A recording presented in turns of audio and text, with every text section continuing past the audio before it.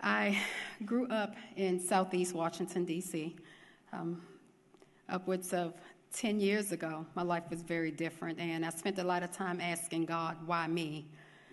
I was in high school, 10th grade to be exact, when I had my first child. I'm not sure if I was afraid, but I was determined to make a difference for my children. And part of that difference was getting married, which I did when I was 17. By the time I was 21, I had 2 children, my own successful daycare business, 3 vehicles. I purchased my own home with the white picket fence in the back. I decided that having a daycare would be the best thing because I really wanted to spend time with my children, and everything that I did, it was for them. That all sounds really nice, but my personal situation was not good. As I look back on it now, I still feel like I made the right decisions, especially since the cards that I had been dealt. And then life happened. I got divorced. I closed my business. I moved out of my home into an apartment. I shared custody of my children, and I felt cheated. I began to ask God again, why me? I've done my best. I tried so hard to be a better person, and now look at my situation. I was getting frustrated with myself, and something within me is stirred up like a fire, and I wanted to make the situation better for my children. So I began taking classes at Prince George's Community College. I learned about the Next Step Training and Education program, and I wanted to try it out. And that was the best decision that I could have ever made.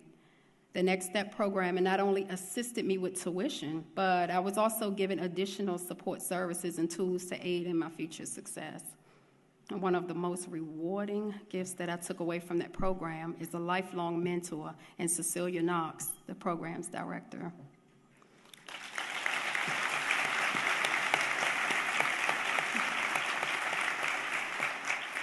Once I was accepted into the nursing program, I was ecstatic. You would have thought I hit the Powerball 10 times over, and I don't even play the lottery.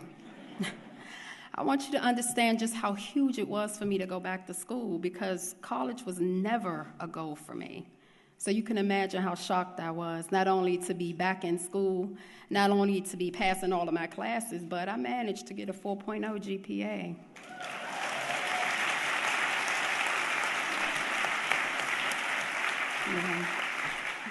I must say to you all, and especially to Cecilia, that I am so grateful that the Next Step program was there to assist me when life happened. So what do I mean when life happened? Well, what I mean is this. When circumstances place you in situations beyond your immediate control. And no 2 situations are the same, and I know you all can relate to that. The Next Step program, it put me back in control.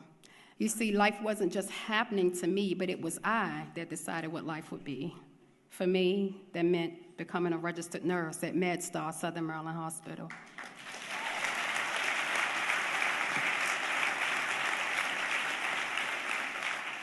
It meant an opportunity to provide my children with more stability and security.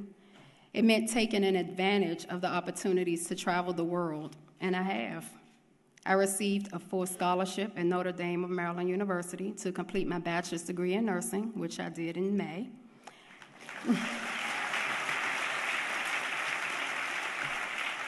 I traveled to Australia and South Africa, learning about their healthcare systems and volunteering with TB and HIV clinics. I visited Nelson Mandela's prison cell. I walked in his garden. I strolled in his limestone quarry, just like he did.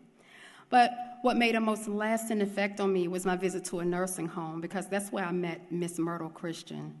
She was a proud, elderly South African woman who grew up in the brutality of apartheid. I sat at her feet as she told our group about seeing the horrors of families being ripped apart and how she stood on the front line with the activists in the fight to end apartheid.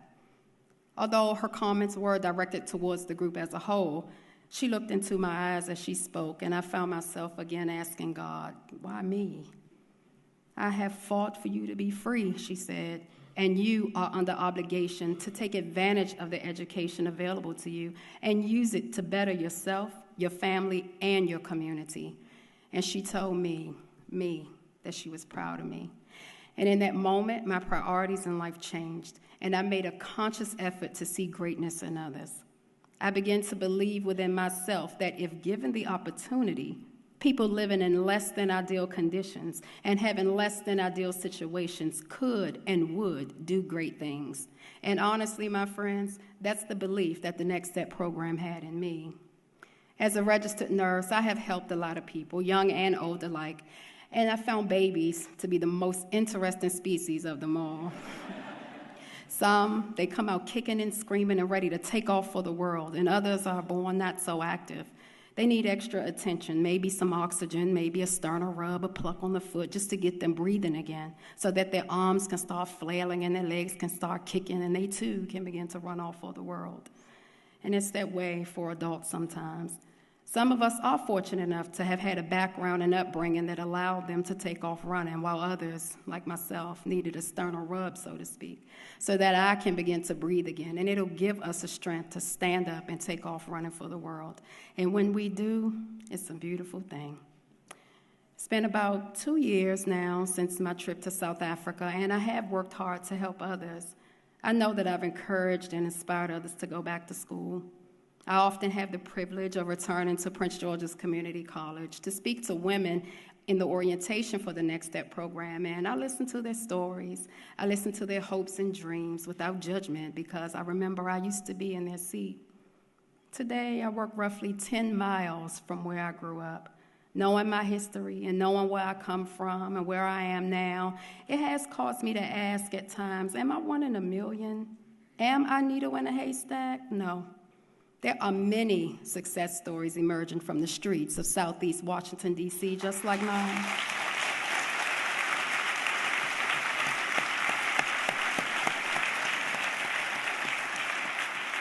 And why can I say that? Because we have been given an opportunity and found someone to believe in us more than we believed in ourselves. And for me, that was Cecilia and Miss Myrtle Christian. So today, my conversations with God are very different. I say a humble thank you for my 22-year-old son, who's my pride and joy, for my 20-year-old daughter, who graduated high school at 15, and she's now in college to become a child psychologist.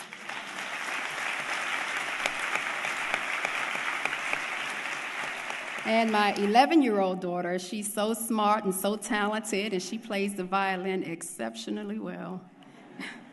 Today, I say thank you to God for the courage to keep my head up despite adversity and for allowing me to become an example for those who come after me.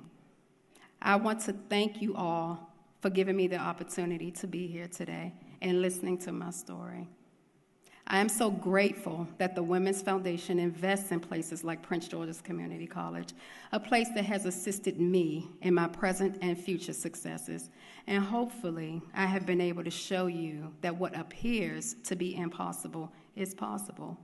Today, I place you all under obligation to take advantage of what is before you and join me in making our community better than it was yesterday.